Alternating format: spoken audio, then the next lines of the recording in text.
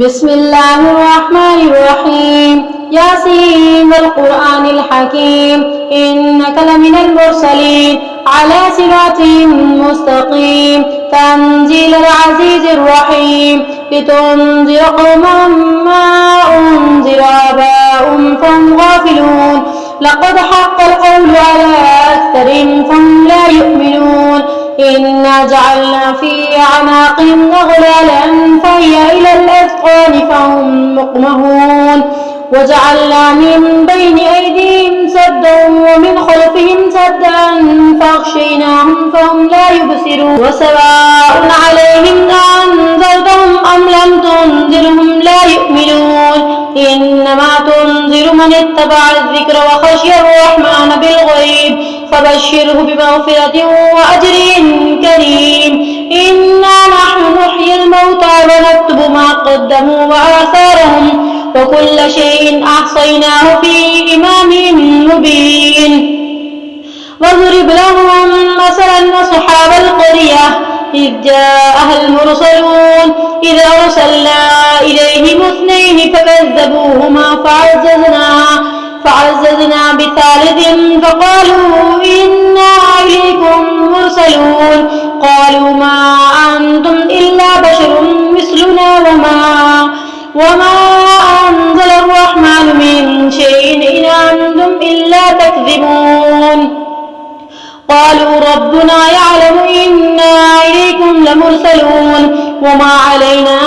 إلا البلاغ المبين قالوا إنا تطيرنا بكم لئن لم تنتهوا لنرجمنكم وليمسنكم منا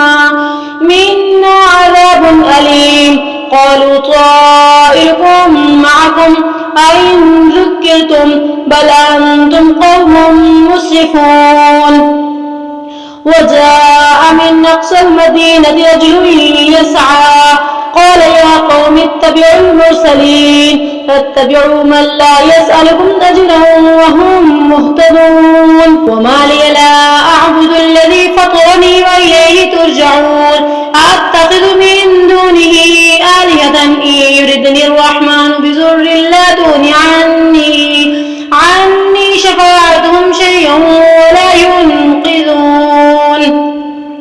إني إذا لفي ضلال مبين إني آمنت بربكم فاسمعون قيل ادخل الجنة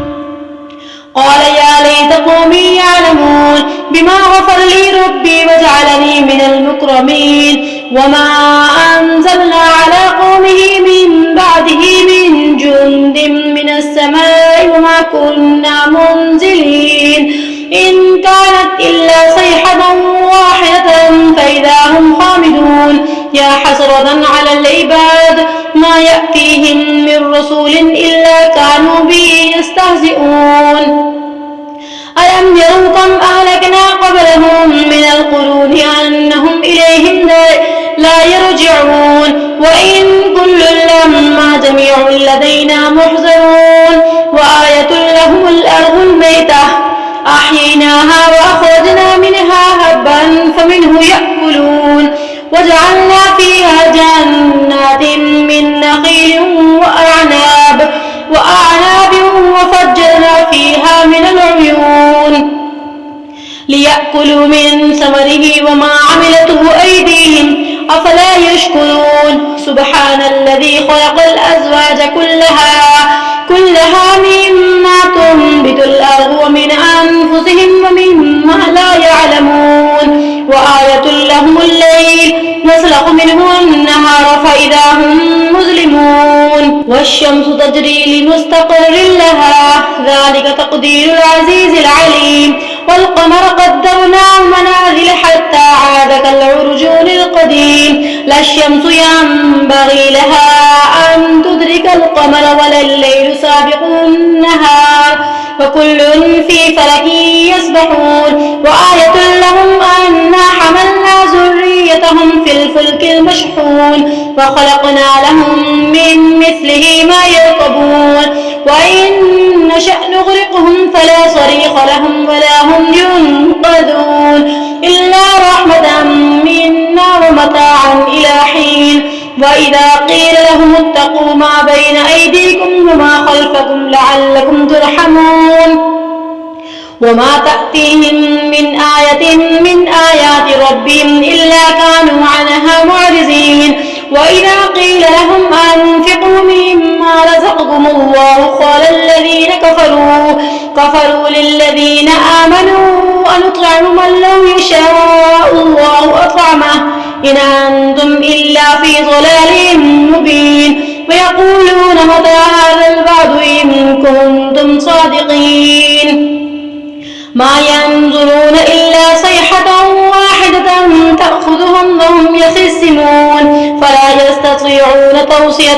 ولا إلى أهلهم يرجعون ونفخ في الصور فإذا هم من الأجداث إلى ربهم ينسلون قالوا يا ويلنا من بعثنا من مرقدنا هذا ما وعد الرحمن وصدق المرسلون إن كانت إلا صيحة واحدة فإذا هم جميع لدينا محضرون فاليوم لا تظلم نفس